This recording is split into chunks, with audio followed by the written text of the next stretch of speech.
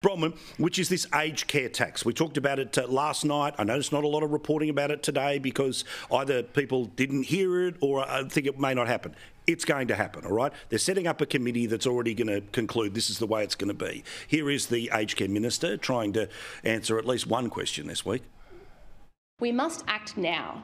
The baby boomers are coming. Within a decade, our nation will have, for the first time in history, more people aged over 65 than under 18. We must be innovative to address this challenge, and we need a funding model that is sustainable. I really like that public speaking way, which is a little bit play school and a little bit, hey guys, let's all learn together. Let's all sit around and learn. What do you think, Big Ted? How should we solve aged care? A levy, you say? Okay, here's a levy, kids. What do you think? She makes me very angry because it is feeding fear. Here is the reality. We make planning for aged care for the over 70, that's the demographic where we start planning. 8% of people over the age of 70 will need residential care. 12% of people over the age of 70 will need some form of care at home. Yes. And the other 80% of us are going to have a damn good time till we fall off the perch. Good on you. That is the reality. Everybody is not going to aged care. Yep. Rather than every baby boomer automatically needs to be put into a bed. Yeah, good point. So the next thing is this. It was my policy that said we want to deliver care at home where people want to be. The net result, and that's 20 years ago, the net result is there are fewer people today in residential aged care than there were when I was the minister.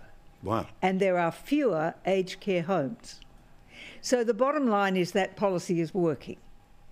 But what has to be looked at is the way in which it's financed. It's now 1.3% of GDP. It used to be 0.7.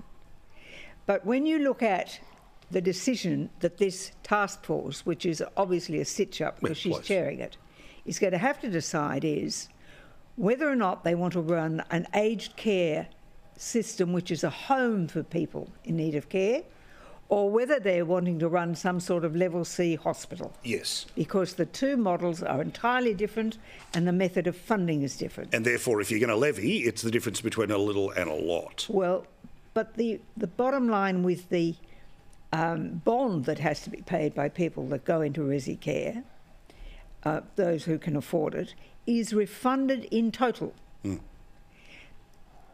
It used to be that the providers could keep $40,000 of that, which made a hell of a difference, actually, to the bottom line for the providers of the... Because if you've got 50 people, 100 people, yeah. Correct. But that was taken away without any explanation.